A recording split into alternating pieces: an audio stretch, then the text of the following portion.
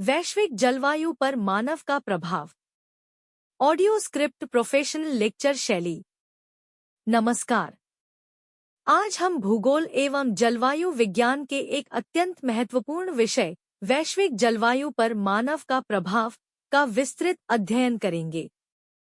यह विषय केवल शैक्षणिक दृष्टि से ही महत्वपूर्ण नहीं है, बल्कि मानव सभ्यता के भविष्य से भी सीधे जुड़ा हुआ है।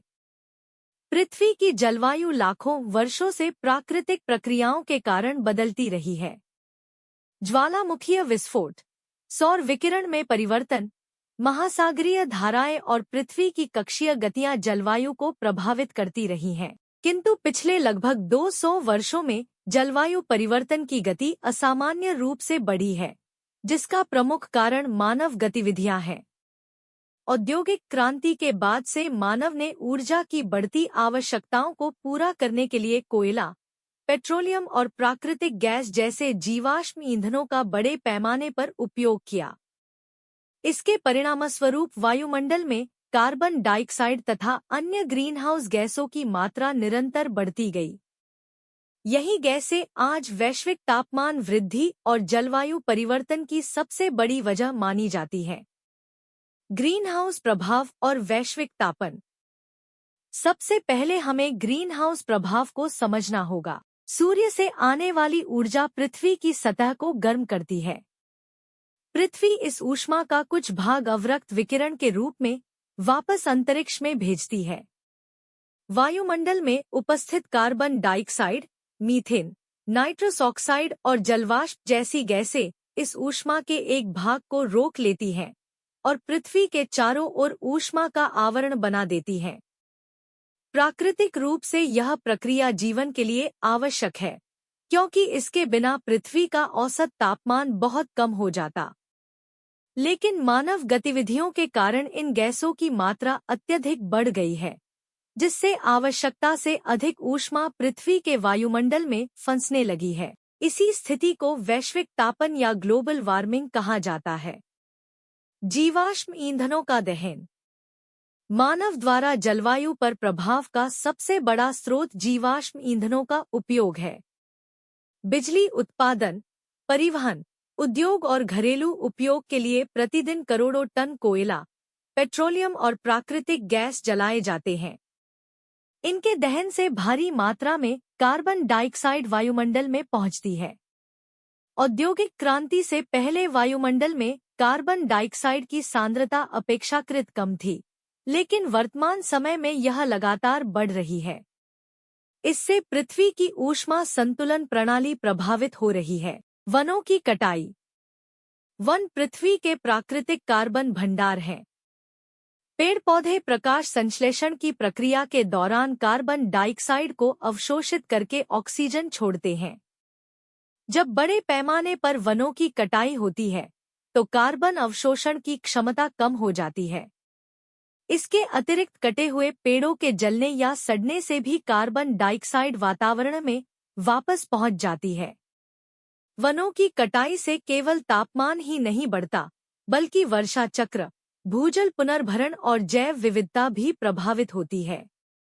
कृषि और पशुपालन का प्रभाव। आधुनिक कृषि भी जलवायु परिवर्तन में योगदान देती है। धान की खेती और पशुपालन से मीथेन गैस का उत्सर्जन होता है। मीथेन कार्बन डाइऑक्साइड की तुलना में कई गुना अधिक प्रभावी ग्रीनहाउस गैस मानी जाती है।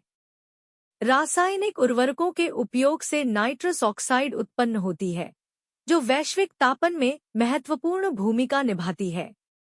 इस प्रकार कृषि क्षेत्र भी जलवायु परिवर्तन के प्रमुख कारकों में शामिल है।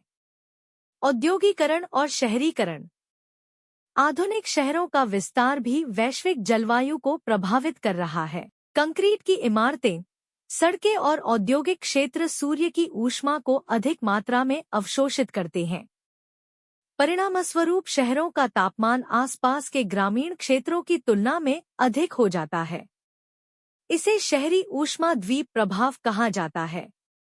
वाहनों और उद्योगों से निकलने वाले प्रदूषक वायुमंडल की संरचना को प्रभावित करते हैं तथा जलवायु परिवर्तन की प्रक्रिया को तेज करते हैं।